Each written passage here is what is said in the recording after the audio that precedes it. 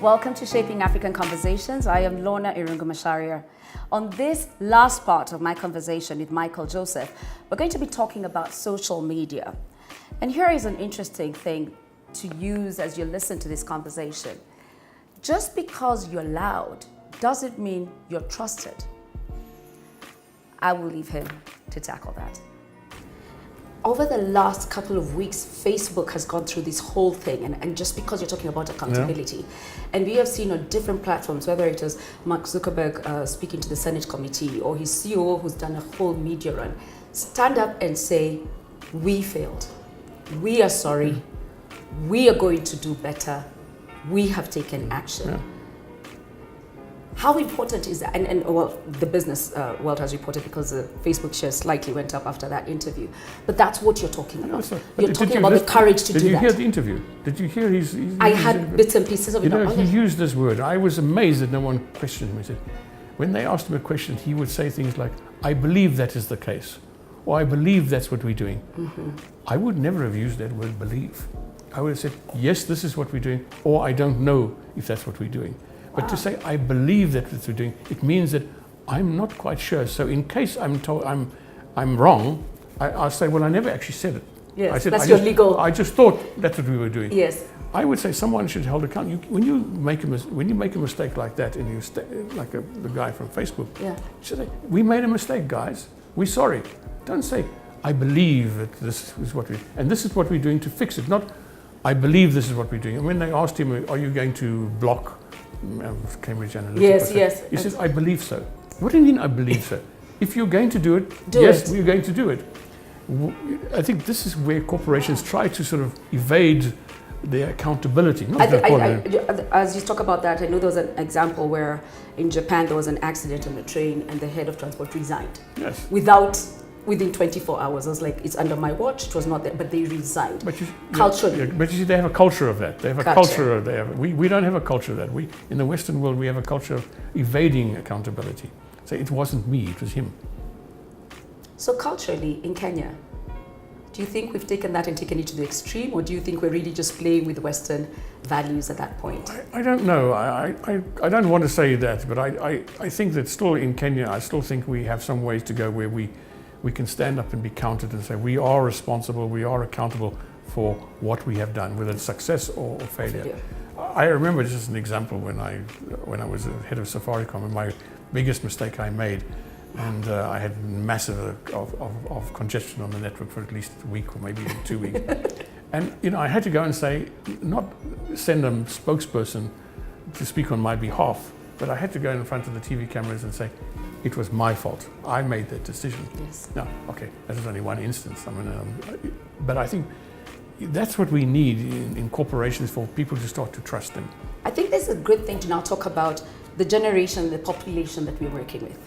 Africa, 70% below a certain age group. So the leadership may be senior with experience, but the people you're managing, the people who are coming on, are in their 20s, 30s, they've been called impatient. But there's a trait around them, and there's millennials and Z generation, which is millennials are 30 and below, and some of the Z are 20, which are in businesses that we find.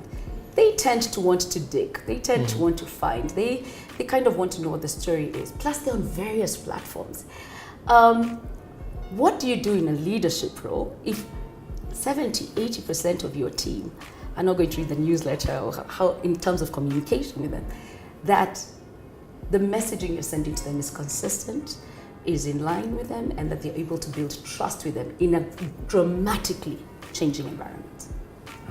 Difficult question to answer. How do you do it? I think you have to engage the same media that they use, but being careful to, it's so easy. It's so easy with social media and the rapidness of social media and the responses on social media that come, and the responses to something that you might publish might be incorrect or hostile, and it's taken as fact. Yes. And I think this is the biggest challenge that we face, is the social media, is that what's published on social media tends to be more accurate than what's published anywhere else. And is it or not? Yes. And I think how we manage that, us in the leadership, which are not in that age group, is a big challenge for us. And I don't have this answer. I must be honest. I don't know how you do it. I guess you have to engage honestly as you can. But I think social media, to a large extent, is becoming a little bit less responsible every day. And that, what is the truth? Do you know what is the truth? I mean, it was published on social media. No, not all. It depends. It depends on who's publishing it, and I think that goes back to I don't know. I've read things on social media. I mean, I remember when I can't quote this. I've seen things on social media which are quoted by responsible people, which are completely inaccurate because they're relying on something else. So we have to be really careful when you say trust the sources. Yes. Are the sources always accurate? And how do you deal with it? When I look at Kenya Airways, the job in Kenya Airways, there is, unfortunately in this country, and it's really unfortunate, there is an expectation of failure. Yes. And you read some of the blogs about Kenya Airways and where we're going, you wonder, where do they get this fact from? How true is it? And then, how do you trust people? How do you trust your own employees to keep what you tell them confidential? That's another big thing that there's no longer now, because now of social media, you can publish something on social media anonymously. So it's you can take some confidential matter and publish it on social media without having an attribution. And that is really scary. You're a victim of your own success. You Yes, know that. yes, exactly. You built an industry that created 17 million people on a platform. With then technology advancing, now all they need to do is sneak into the office, take a quick picture, and it's gone of the memo. And it happens. And so, as we wrap this up. But I think it's just to say this.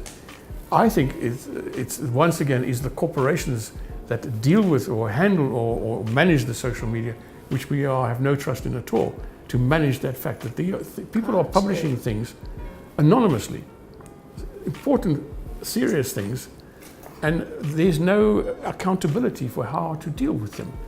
So you can publish. I can write about you. Yes. And I can write it anonymously. And write something terrible. And you, the company that platform I'm using, has no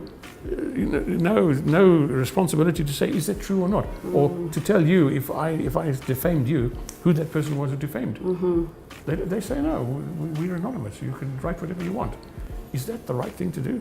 Are we going in the wrong direction that you can just write whatever you like, and the companies, and this is what the big debate is about now, about confidentiality, and about security of data, encouraging terrorism, because you can write whatever you want, and no one takes account of it, of the author. Over the next 10 years, this is only going to get worse. It's only going to get more proliferated. It's only going to get more complicated. As we continue to navigate this, I'm a strong believer that the rules may change, the values shouldn't. What do you think corporations are going to need to do? Or what, because as you said, it's changing so dramatically. There is no right or wrong answer to this one. But what do you think we need to invest in as businesses to be able to tackle what's coming? Because we know no rules. What values do you think are going to become more critical as the next 10 years come to shape? I think we as corporations, we need to be a lot more honest, frank, and faster to respond to the community that we serve. And I think we take too long to respond. We let things simmer. I think we as a corporation, we need to find better ways to communicate with the stakeholders, if that's the right word. And because stakeholders is everyone. And it's everyone. Yes. And we don't.